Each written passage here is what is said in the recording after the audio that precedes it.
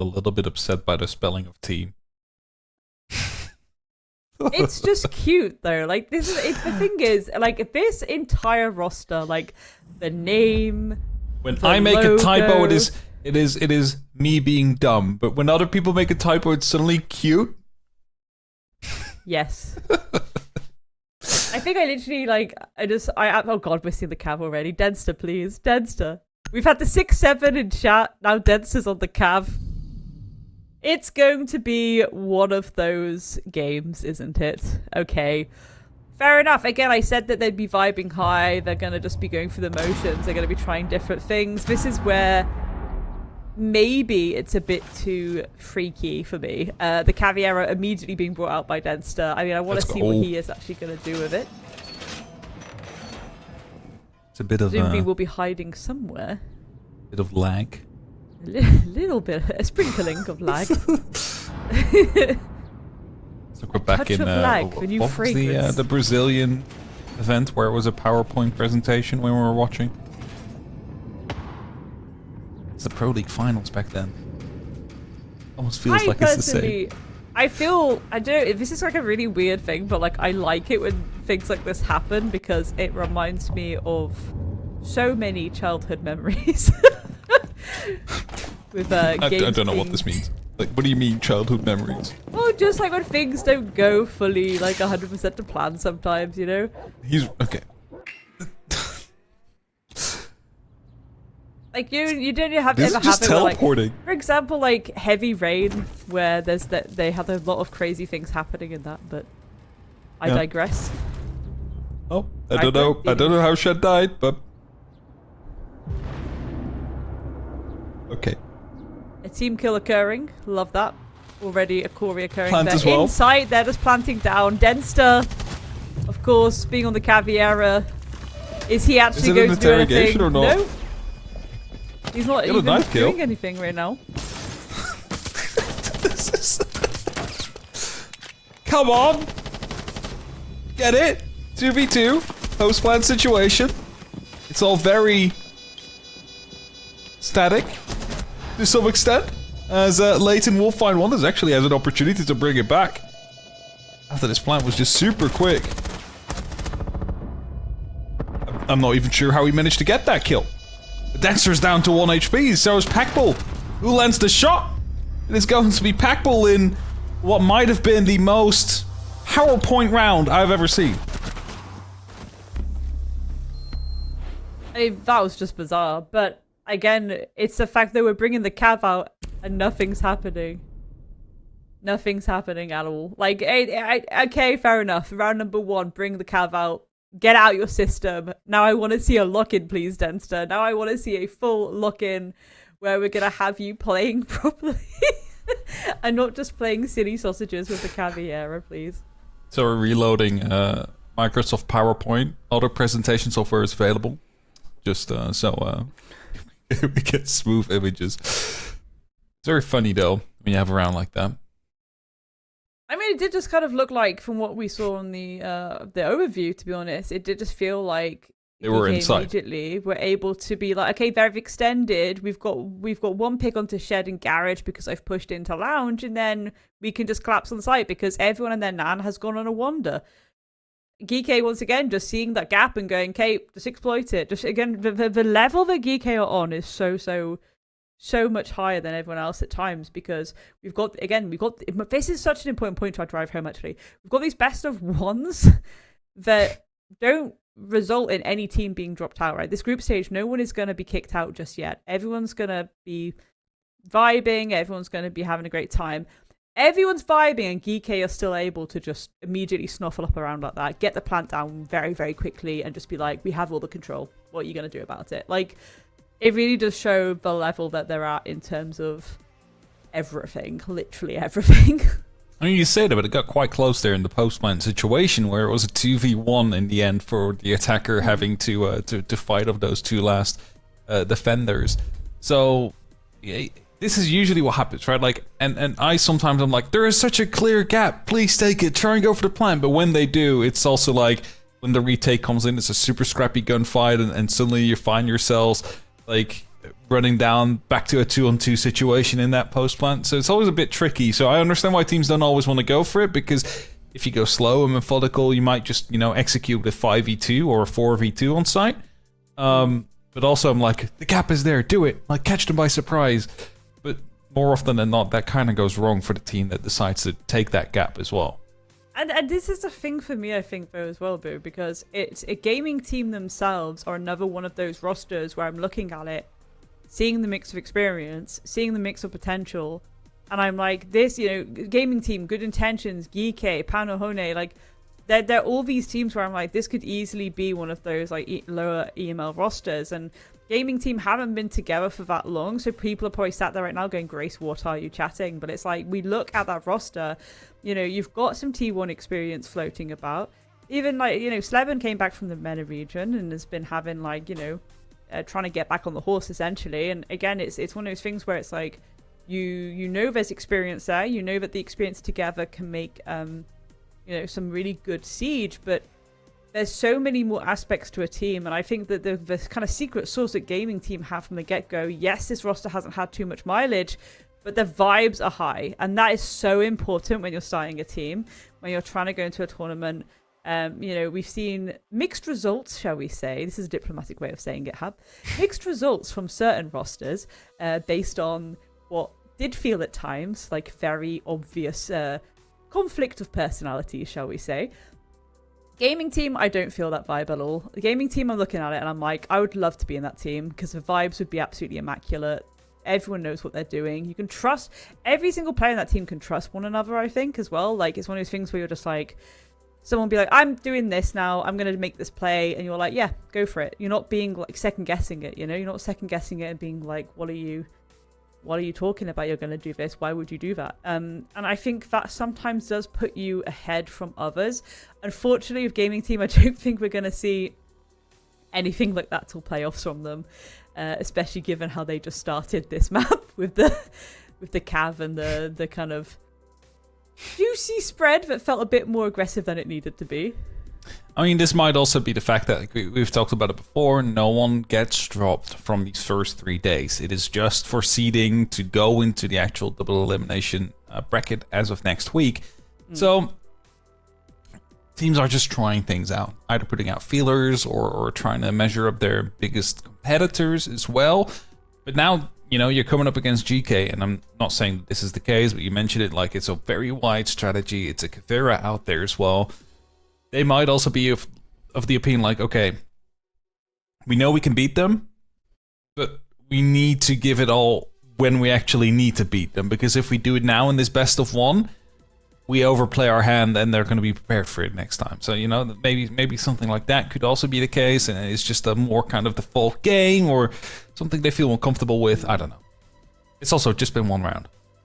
It has also just been one round. Again, maybe we see the sudden, like, immaculate lock-in come through from gaming team where they're like, they just suddenly bulk up and just go, yes, we are just going to play this really proper now. Let's see what we can do.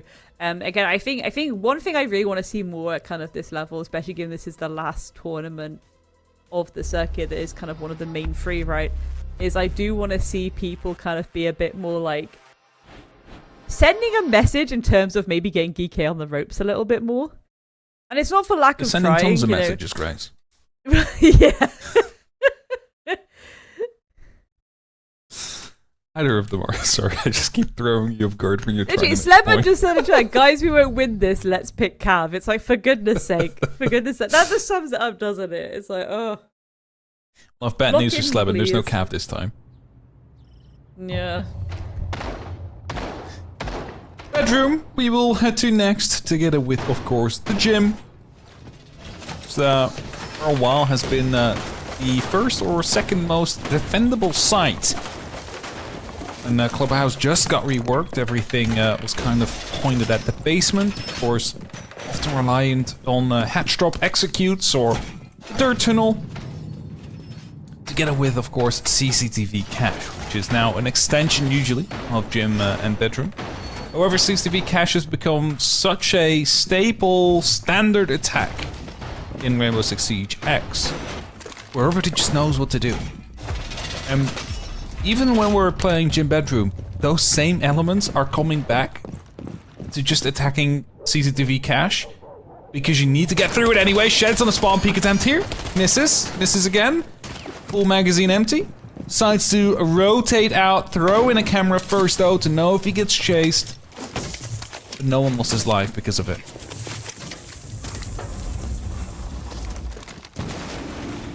CC wall's open. Bit of pressure coming in from that side. Green Purple's gonna go for Jacuzzi wall too. Again, the more walls you open, the better. Ooh, I love this. Really opening deep up into bathroom. You're Skype below as well, ready to go for that little backstab up the main stairs. Oh, deals with Shed. Shed sneaking around like a ratty in the night. Immediately dealt with. Skipper's had some phenomenal moments this year. I don't see it ending anytime soon. Cam's being hacked as well. That is huge for the side of GK. Loads of info for them to now snuffle up as they make their way to pint pressure towards this site. It's now problematic for the side of gaming team because if you look at it, GK is quite literally everywhere over the map. They're very much forced back towards basic default positions. There is still someone around. In CCTV cache, this impact is going to be huge, but he needs to connect the shot. Sleben is going to find one before he gets shut down. The plant was attempted for a second, but got cancelled as a result. Packbull now trying once more. Denster, alive, playing around with that warden, aware of the fact that someone could be around on the main stairs, and it's just up to Hungry now. He gets shut down by Leighton as he jumps in. And the post plant was there. And a cleanup followed. And I'm just wondering, how did the man get there with the shotgun? Again, this is just going to be the name of the game for the defensive gaming team. It's about finding these really precarious positions to get yourself into to kind of catch GK off guard. It's a good way to approach it, realistically. It means GK have to expect the unexpected. And again, this might be a nice little map for them because it will show their resilience when things like that are occurring.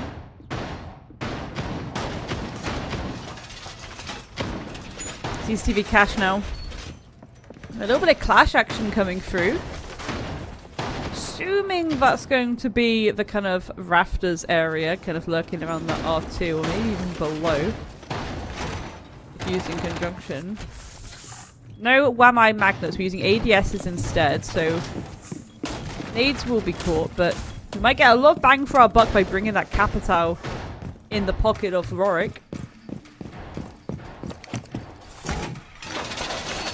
Loads of options GK bringing to the table, and again, it's nothing too obtuse, it's nothing too unusual, it's just very, very much giving them a lot of different tools to go for a lot of different options. They've got Hungry, of course, on the Blitz. Who is surprised by that? Literally nobody. And Skipper on the Blackbeard. So both aggressive shields being brought out. No denial for the wall. There we go. It's open already. Already that pressure going immediately into Site Hab. But again, like, this is just default taking of this site. Next up would probably be to either take construction or garage. Given the fact of where Hungry is, I think construction is going to be one of the focus points. And to get rid of the players out there. B's being sent in afterwards as well. If players are moving out there, at least they now know. And then the question is, can we catch them off guard as they rotate back out? Yes, they can. I mean, Rexer just has a live ping coming through as you're trying to rotate out. So Rama being picked up. This is a bit awkward here for Hungry because the shield is being set up. It's a one-on-one chase, but Shed dies. Hungry comes out on top as the shield of the Clash gets put up, and now suddenly it's only up to Sleben. He prevents the flawless as he finds himself in a 1v4. But Hungry still has a shield and the wall has been opened up. There's so much pressure that he needs to worry about as the Blitz is coming in quickly. The knife is there, so at least he stops the instant kill to come through, but Rexon follows after. And the second round is a fact. Does almost feel like bullying at times. Again, just very clean cut from GK, just going default. Gaming team trying to go outside the box again, but that's kind of cost them a little bit because it did leave gaps at times with some of these kind of first steps, I'll say, when it comes to taking that CCTV cache checklist. And As a result, Geeky were then like, okay, well, we've done most of the job. Let's just go and find them, I guess. Surprise. The Blitz Yeah, gets so banned. surprise. Who would have thought? The zombie as well is pretty default. Cube barriers can be very, very useful on a map like this, especially when we consider the amount of places where you can essentially just have a lot of cover for yourself. Again, rafters if you're kind of on that CCTV side. You know, a lot of different things you can do in the bedroom area using those Kiva barriers as well. Basement, of course, it allows you to give yourself little hidey holes. It allows you to plug things up again. I still don't know what 6-7 means. When I was Googling it, people were saying it was like you're feeling so-so, or, you know, like you're okay, you're not feeling great, you're not feeling bad. It's just... It just... I feel like I'm being framed. Like, that's not actually the meaning. It is broken. What do you mean it is broken? What is broken? It is broken. I'm gonna have to Google this as well now. It is broken. 6-7 hub, 6-7. Castle barricades going down in bar. That's going to give a little bit of cover. Again, a pretty standard way to approach kind of defending this side, but it's a kind of secondary strat that people tend to bring. So again, both sides just putting the feelers out. What different things can we do here? Of course, the buggy's coming out in Rexon. It gives you a lot of ease at gaining verticality in that kitchen hallway and in that kitchen area itself without you having to be C4'd from below or having to contest gunfights from below either. However, we do have an extension. Rogue realizing, okay, that hatch is open. We do have this extension all the way to the top floor. We are going to have to hunt down whoever is there. In this instance, it is Shed. It is Sleben. Sleben goes down! Excellent work. Very quick from Geeky.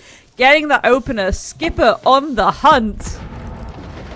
What can Shed do? Can Shed cause a further ruckus here? Oh, he's swapping! Ooh! He was just in time with the swap out there, because otherwise he might have been taken out. This is very awkward now. It's taking quite long before he managed to get the shell. There we go. At least he forced him off. And there's a very heavy setup on that top floor. There's still another player out there. I'm not sure if they're fully aware. Packbull was fighting inside whilst being on fire. Lost his life on the back of it. Hano earlier died as well. This round, not really going the way of GK, even though they had a beautiful opening.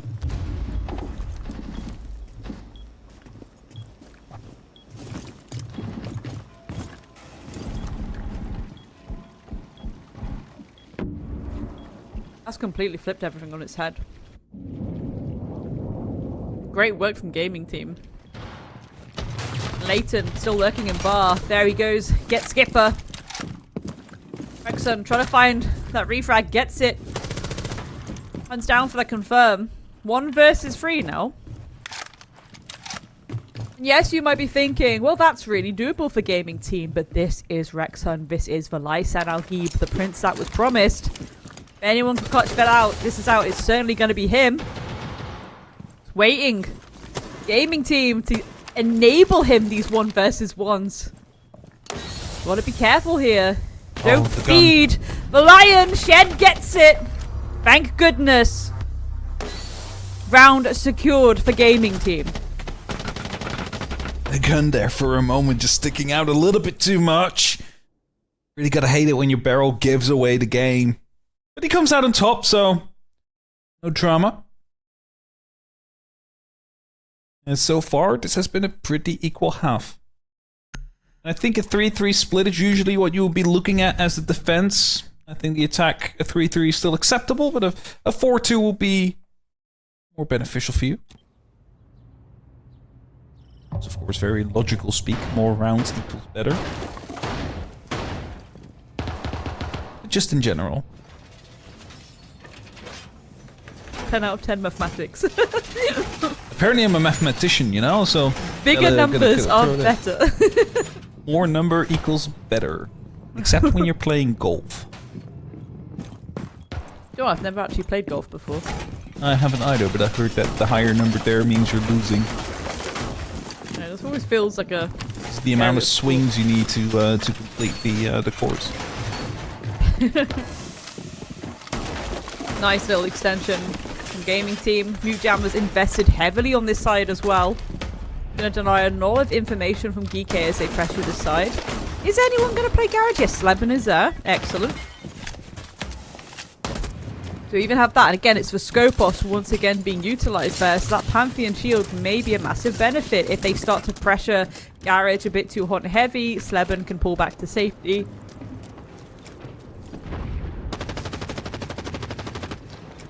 Sludge drones coming out in the hands of Rexon is going to be quite nice too, because again, they should be able to get a lot of those house cams very, very quickly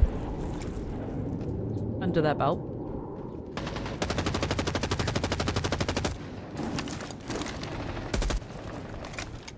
Make sure you're not finding yourself at a post-plant situation again where a shotgun's just camping the window. A little bit of damage done to Denster, or rather lots, and still a little bit left in pocket. Cameras being hacked might be quite helpful afterwards. New gemma removed as well. That's going to be making sure that the bathroom can open up. With shed removed first, that is actually a pretty big pick, because that's going to be the clash removed off the board, the opportunity to slow people down.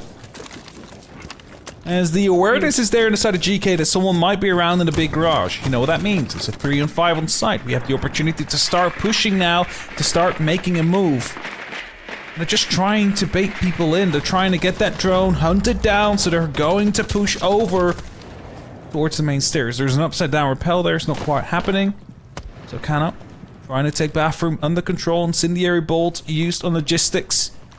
As Rexon is quickly checking to see if anybody was still in the garage. Not the case. So instantly falling back now, joining and rejoining his team.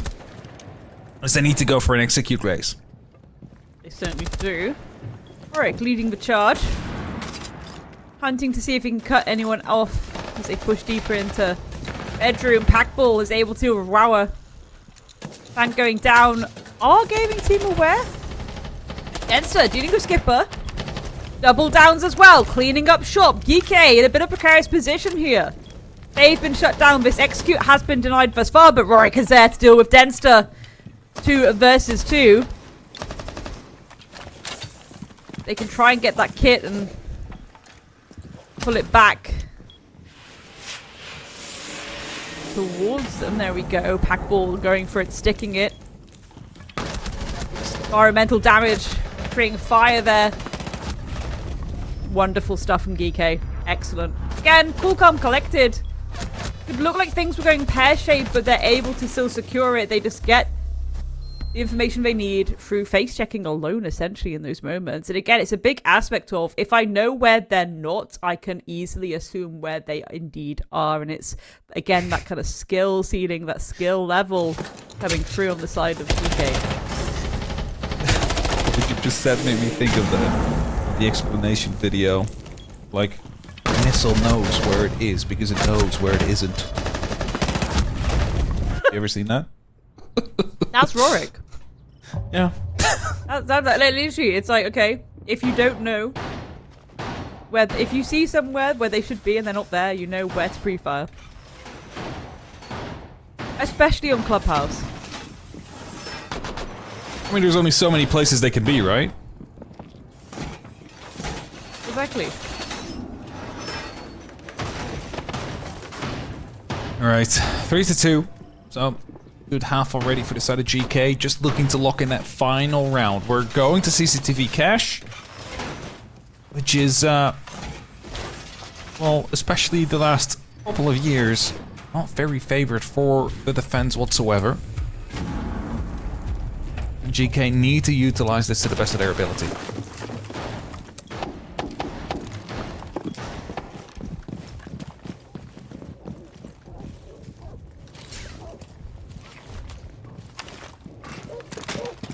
The thing I'm slightly concerned about is EK getting a 4-2 split on attack. I mean, that's what they want. That's what they need. It is, but it's going to put Gaming Team in a bit of a bad position. It's just a skill Again, issue I know then. that. Well, this is the thing. It's like, I don't know how serious they're being when they say things in the all chat like, "Oh, we're not going to win." It's like, try though. Try. I mean, if you're competing, you're always trying to win. You're not playing to lose, because then you might as well just throw the forfeit in. They know there's a glass bear now. Those signs cannot be denied. Sleben having to hold on to things with his tight little corner here. Maybe not. Rexon catching him off guard. Incredible cleanup already coming out from GK. 2 players down. Also, more importantly, the smoke has gone too, so no plant denial.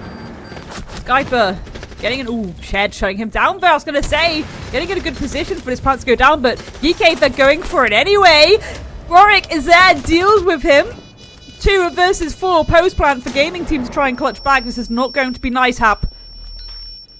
It's definitely not. Denster taking a little bit of damage as he moves back in, down to about 1 HP. Leighton is in a very dangerous position as he gets shut down. And is now a 1-on-3 into a 3v none. The plant is done. The round is done. And so is the half in a 4-2 split. The Fever of GK. And now to swap over towards the defense. Can expect them to just go towards the basement right away. But first the bans. What did he not want to deal with? Ying and Cade. First of all. Cade, understandable, of course, hatches. The Ying always, makes sense as well. Yeah, the Ying makes sense because it's those kind of Ying glass pockets that some of those players on gaming team were very much known for. Looking at you, Mr. The Shed. Bandit as well. The Bandit is interesting. It means that if there's going to be wall denial, it's going to be mute jammers. Yeah, but that's also not effective because you can point- just Exactly. place it above it. Very interesting from gaming team. Looks like they just want to try and get those walls open as quickly as possible. And at least apply pressure towards site as quickly as they can. The cav being brought out by Skipper. I mean, at this point, we need to get a cav counter going, I fear. I fear we need to get a cav counter going because this is getting very silly now. We're on 3 calves. Actually a Someone bit should mark it in our disturbed. chat. Cav in the hands of Skipper. Why are you disturbed? Because normally I'd be like, oh my goodness, like this person's gonna like die immediately and it's gonna be a waste of a pick and da da da da. But Skipper can be a little bit freaky deaky. He always hits his shots, right? He can be so good at using this obtuse utility at times, right? So him going onto the Cav is probably one of the most sensible things I've actually seen in a while. Because if anyone can do it, it's gonna be Skipper. However, still don't like it. Gonna put my stance on there very, very quickly. There's a lot of mute jammers actually set up on the top floor. So that will give them the idea that people are roaming up top, which isn't actually the case. Everybody's already oh, never mind, there's still one person out there. Although that could also be Skopos. With the opportunity to quickly rotate out. Oh no, Kavera targeted by Deimos. It's unfortunate. Skipper will have to leave there. He's not going to have to stay around. Sleben finds Pack Bull. That is the start. As trades come through, and look at that. Oh, actually, a disconnect as well. So it is suddenly a 2-on-5 situation. Not looking too good here for this first round. GK side. Now, they're probably going to try and survive for as long as they possibly can. Give Pack Bull the opportunity to come back in because don't want to be going into a technical timeout. Gives the opportunity for a gaming team to talk about, you know, what's next as well. At least to gather their thoughts. And honestly, respect for the side of gaming team that they are not just fully rushing on the side when they know they're in a 2-on-5 situation and potentially just a 1v5 on the side itself. Yeah, I'm actually quite surprised that gaming team haven't just immediately gone gung-ho here, but it does show that they're like, well, we've got time to work with it. Let's just play this safe a little bit. Let's make sure that we know exactly where they are. Everything is clear. Rauer dealing with Hungry. 1v5 for Rexon to try and deal with. At least denies the flawless. Sleben will fall. But that lets them know sight is clear. Sight is fully clear. Go for that plant. Nathan getting tagged up a little bit there. The contested gunfight against Rexon, who is very hungry for it. There we go, gets it. Once again, Rexon, the Lysan Al-Gib, you don't want to feed him these 1 versus 1. Spread out, hold those angles, hold those crossfires. Don't allow him to get away with daylight robbery. actually hitting the Shed. feet there. It's Fully just time aware. running out. Yeah.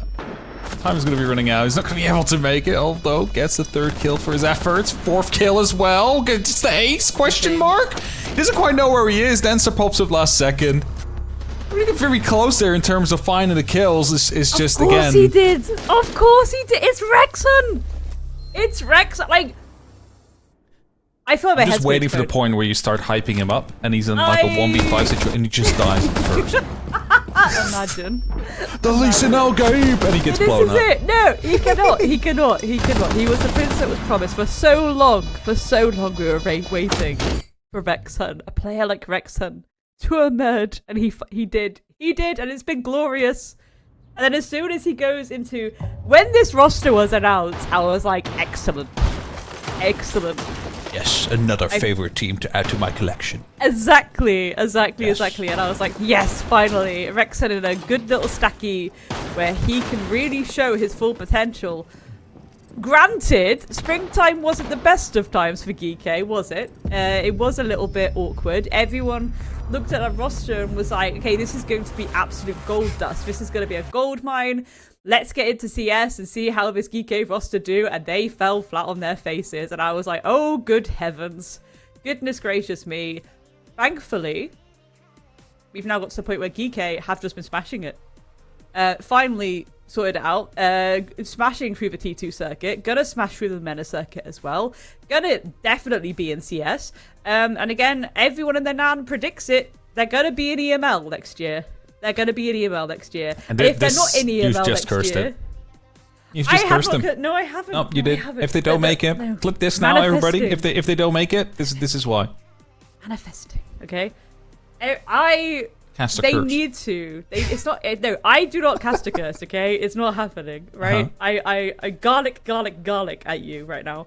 Like it's not happening. Like they're so good individually and as a team at this point, and that's what makes me so excited. They've been absolutely phenomenal. I cannot wait to see how things go, because even in EML, I mean, we look at some of the rosters, especially this year. And it's like, do you think Geeky couldn't best that team? They could. Spicy talk for me, but it's They true. could, but they also still need to do it when the actual matches are there. And I you feel know they that's can. I feel they can. Like, as long as they don't let the pressure get to them. I honestly, that's I'm the gonna thing. have such a good time next year. I'm gonna have so much popcorn going. I'm gonna have, all my snacks. I'm gonna have EML on the screen. I'm gonna be like, yes. Let's get stuck in. Geeky finally in EML, and we get to see what they can do. And again, it's me kind of talking so far in advance when they still need to win, CS as well. But you're a couple months out still. I feel it in my bones. I just feel it. I feel it in my bones. Feel it in my bones. Like, so excited for that. And players like Rexon deserve it more than anything else in the world, because there's so much raw talent in that lad. So much raw talent. Again, in terms of vibes, kind of reminds me of like old school Kanto, just silent but deadly, Silent but deadly. Doesn't really say much, but oh my god. You're gonna get a t-shirt of him if he makes email. I will Listen, hold okay, you you. to that. I will. Everyone needs to have that as a t-shirt. Just Rexon's face. The Lysel Al-Gib. The New Jersey design, just his face. Honestly, Geeky, make it happen. Geeky, make it happen. Just a t-shirt. At least Grace will buy one.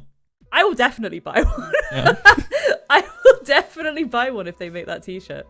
I am Rexon's #1 fan. Again, like, I just think he's incredible as a player. I think even to be fair, like when it was I think SILCQs, we had even Doki kind of be like, yeah, Rexon's a really good player. So, publicly. out of all your 90 favorite players, would he have a starting position in the top 5? Top 5? Like a starting position? I genuinely think Rexon is my favorite player. Like, hand on heart. Okay. So he would be the captain of your team. My dream team. Yeah. Oh, but there's too many of them. That's what I'm saying, but does he have a starting position in your dream team? You cannot hide this man up like this and say like... This is it. You could, yeah, but you can't have a player like Rexon as a captain or IGL. That's not the role that he would fill. You don't have to be the IGL when you're captain. A lot of people do, though. A lot of people do. But it doesn't have to be. Captain, yeah, but often the captain role falls to the IGL. If people even refer to it as captain, I haven't heard someone regard someone in their team as captain for a very, very, very long time. They were going back like 7 years. The last time I heard a Siege team be like, "This is our captain." I was the captain of my team. Yeah, exactly. Exactly. 6-7, Hap. 6-7. Which was 7 years ago, yeah. I don't know what that means, Top. Someone at least needs to tell me. Like, and Cham is also not taking the time to actually type it out to me so I can, you know, read it. So yeah. No, it's fine. Someone, even if it's Twitch chat, that's fine too. Just let me know what this means, because I'm getting old, apparently. Because I don't know this. I didn't know that it was at this age already where I wouldn't get internet memes anymore. Oh, that's kind of makes me sad. Don't worry, we'll get you back to the home later with enough time to get a hot chocolate in. Oh, luckily the game starts. Back into it, Denster hitting instantly 6-7. I love it so much. I'm right, going back on the Google. 4-3, very close on both sides. Gaming team managing to redeem themselves a little bit, securing these rounds back just a little bit more, nipping at the heels of GK. But again, that's the stuff you want to see. You want to see a bit more back and forth. You want to see kind of trying new things, trying different things, trying obtuse things. Gaming team, thankfully, not enabling Rexhun yet again. Oh no. Oh, we're back to this. Excellent. PowerPoint! Let's go! This game's just cursed. I think this is a really good opportunity for Gaming Team, though, to again just work through how they are calling things in that mid-round. And I think that's something that we've seen quite clearly. You can see that there probably is calls coming through of like, please don't just feed Rexhun. You'd hope. Again, a default setup coming out from Gaming Team, nothing outside the box. We've got the Aruni gates, they're going to be pretty useful when it comes to defending those hatches, with double at the bottom of main as well. Toxic Babes, Mute Jammers, Vulcans, lots of denial. Mirrors being a bit default allows you to be quite aggressive when it comes to that anchor as well, so lovely stuff. Gaming Team precariously not choosing to bring out the buggy of Ram either. They are bringing out the skeleton key. And this makes you a little bit squishier. And I talk about this often. If you bring in the skeleton key, you are squishier. C4 can take you out. Speaking of being taken out, Shed, first to fall. Rexhun with the follow-up. No trades occurring on the side of Gaming Team either. Goodness gracious me. Daylight robbery occurring on the side of GK. Very similar to the last PowerPoint round we've seen. Just start off, just keep on going. This time though on the opposite side. Rexhun finds Leighton, drops down through the hatch, as you might have been able to make out of that. Now it's a 5-on-2 situation where Rama and Denster are still clearing around that first floor, not knowing where people are.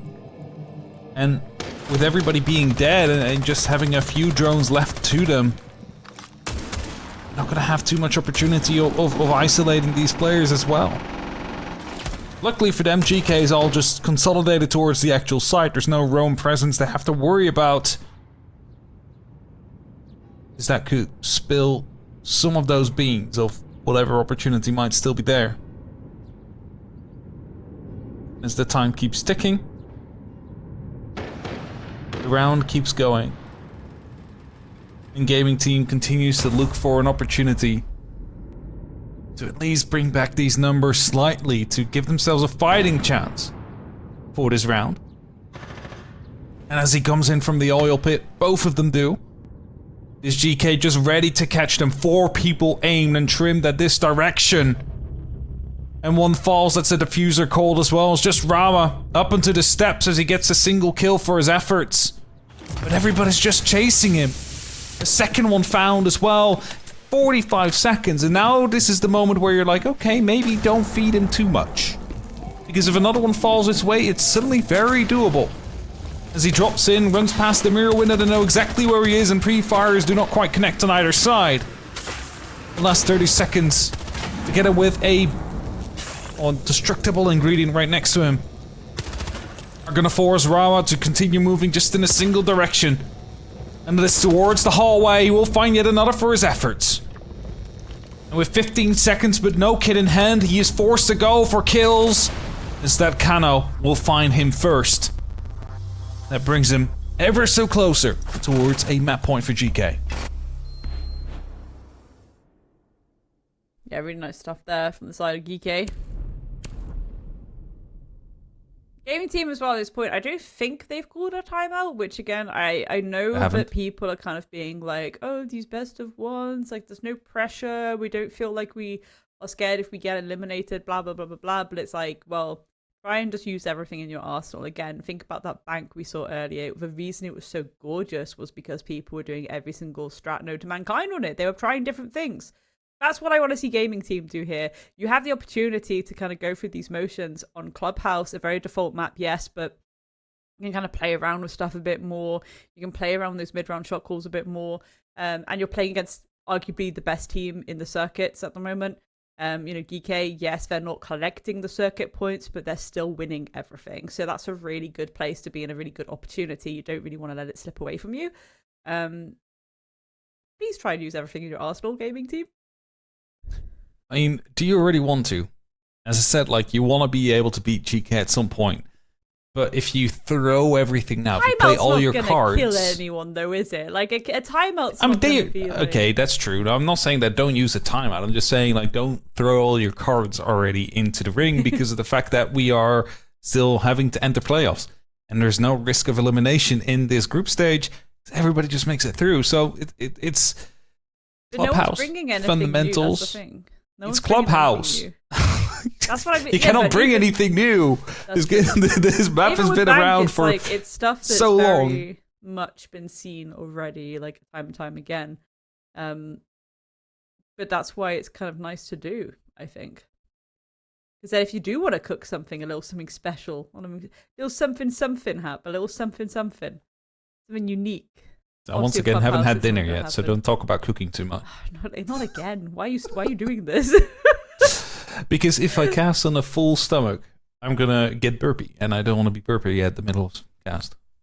So I have kruidnoten. Kruidnoten, excellent. Yes. Tis the season as we approach November. Not really yet, officially.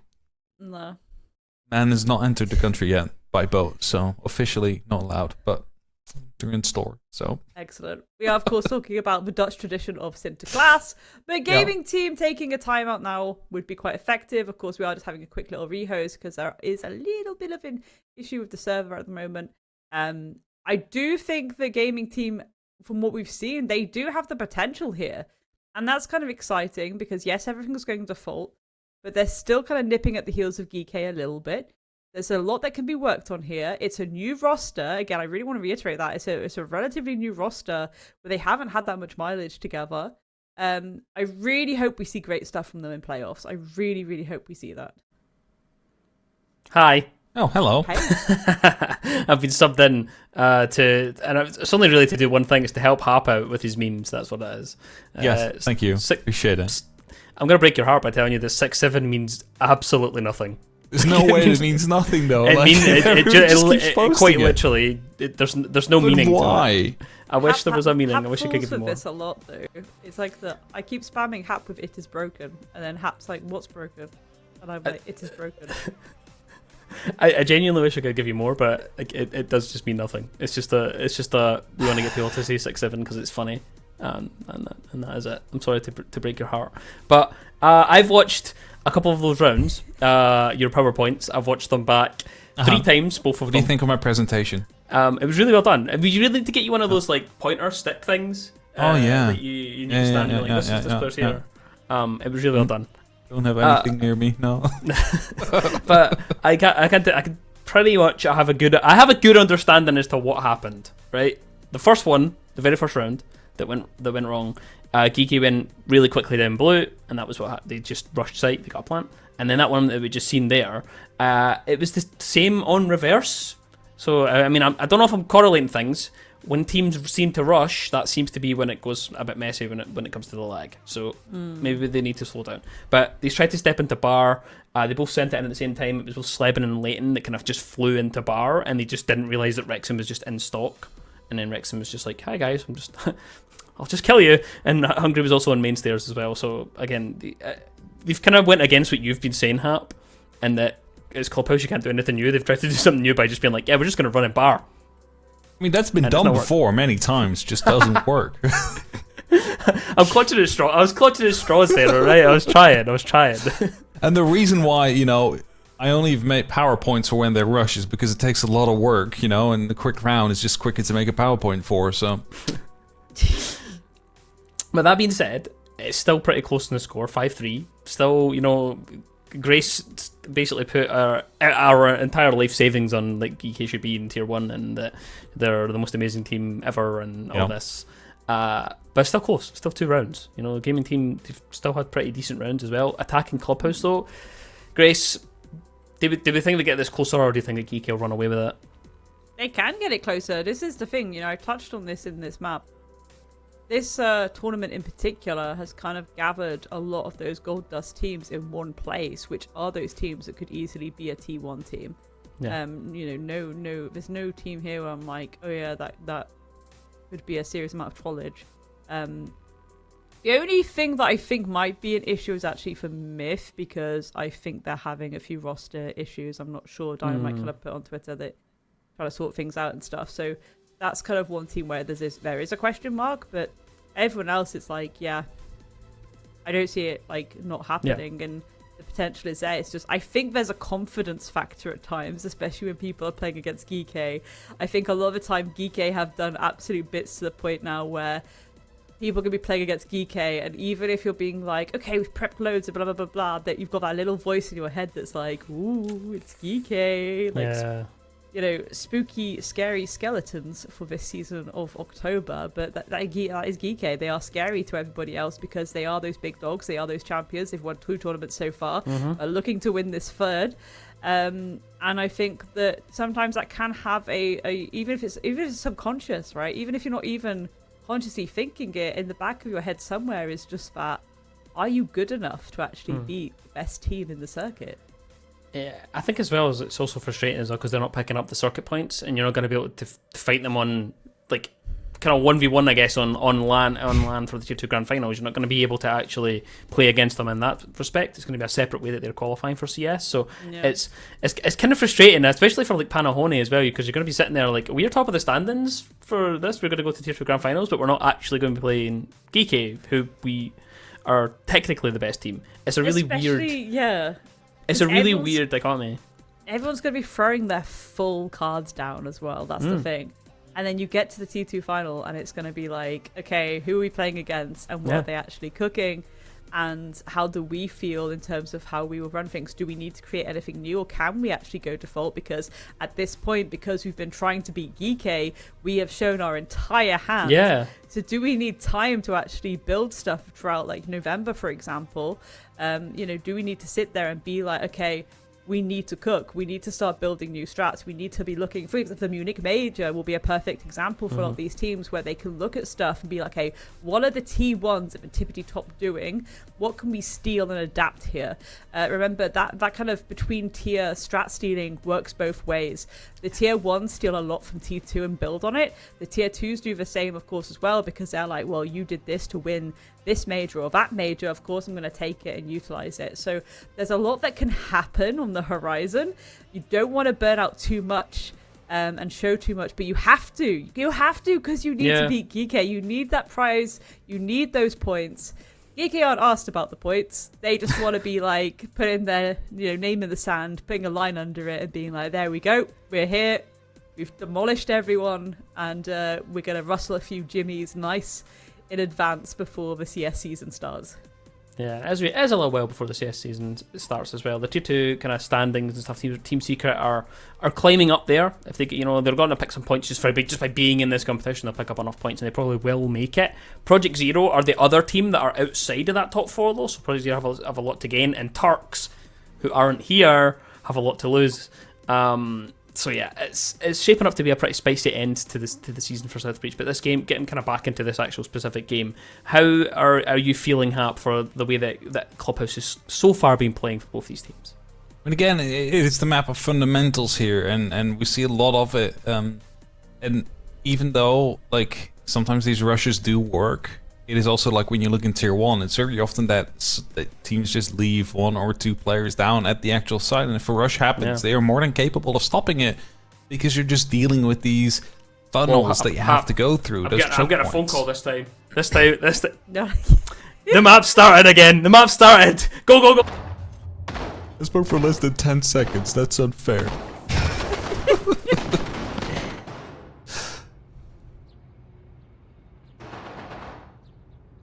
This is how I feel. I need to yap at all times. Anyway, looking at this. Again, no reinvention of the wheel. Want to see where Rexon's putting these Denari gadgets down though, because again, we still want to be checking out where these players are pulling this kind of util. Something for us at home to actually steal from them, especially given this is the new operator in the game. Always an enjoyable thing to witness. What kind of little traps and tricks you can steal from these players, maybe used in your own games, your own stack.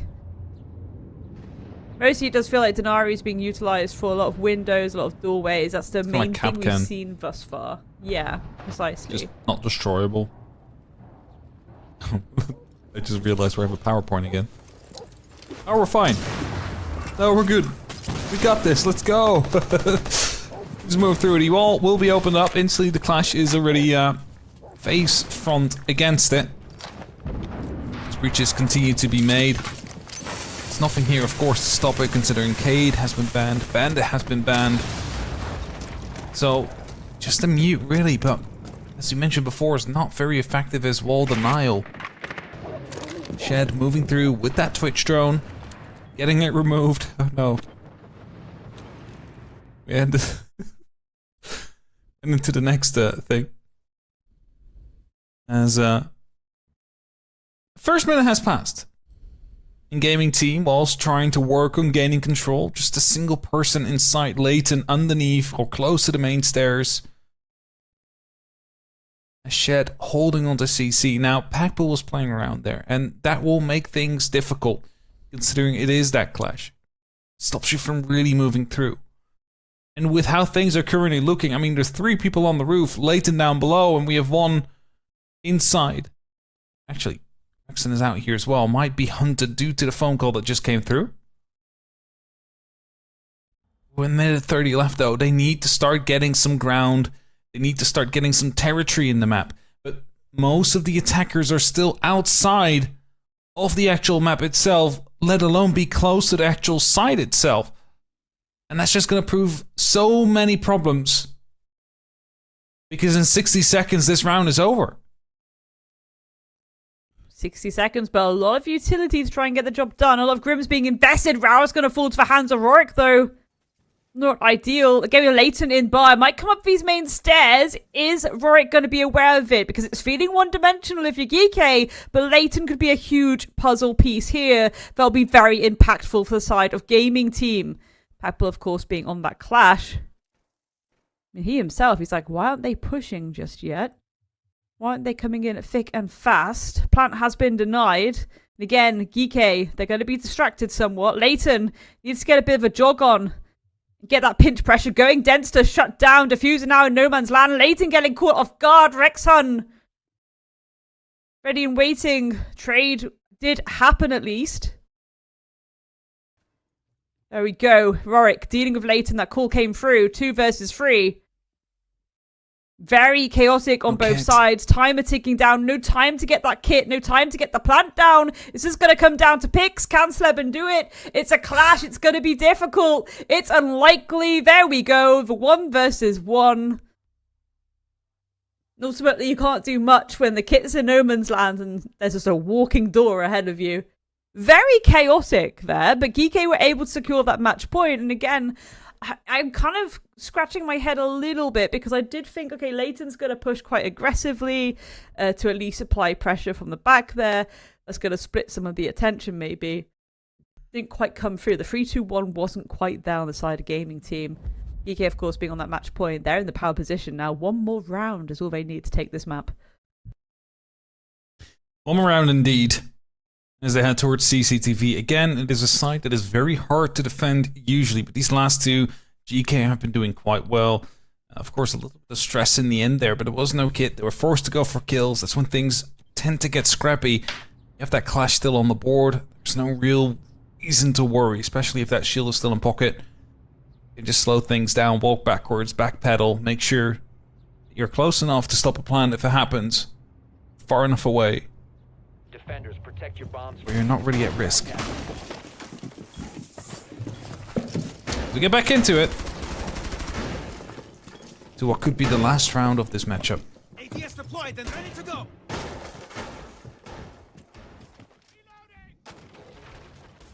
Castle barricades being utilized just to give a little bit of annoyance if people try and play those windows a bit more aggressively. Of course, I'm assuming there will be still soft barricade on that gym window. So there is a potential entry point if you want to apply pressure on that side without having to faff about with the castle barricades. Yokai's coming out as well. I mean, realistically, CCV, Geeky did a really good job of holding on to it a lot of the time this year. Not really been anything that's been too difficult for them. Especially given that they'll just swing a lot of aggressive angles. It's often down to the attackers to try and keep on top of that, to try and, yes, put those feelers out, find that entry point, but ultimately, you don't have the information. You're going in a little bit blind. Well, gaming team, it's time to show what you got because it is no more room for errors. Full openings made onto the main breach. That means there's no pressure being put up towards garage. I say, as the Montaigne is slowly starting to swing in, those Kiba barriers are going to make it very difficult for them to actually start working on it as trades happen either side. There's actually two in favor as the, Mainsters push comes through. They're instantly into the site and jump over towards the garage side of the map. However, trades continue to go through. Kano and Skyper, the last two against a Shield and Slevin. Slevin's outside on the balcony. We have Shed inside of garage. Needs to hop over the wall or over the window, which is going to be exposing his feet. As long as they have a player around on the red stairs, it gives him the opportunity to try and challenge. But that's where these RC Reteros are going to come in. With 90 seconds, there's plenty of time to play out this scenario. Might use another RC Retero to give a walkable hole for the Montaigne, so he can just walk in without having to actually jump through. Gives him the opportunity to stay extended, not put himself at risk too much as Slevin is getting himself in position to, well, protect the plant. However, with the smoke canister out there, Shed's not really in a position to do anything about it. The Montaigne is exposing his back to Kano. As he shoots a shot, they're now aware of his position. A big QE spam coming in from Shed. He's chasing, but Skyper finds the head, and GK win the matchup with a 7-3 scoreline. They take the 3 points. Once again, what seems like a bit of ease compared to the game yesterday as well.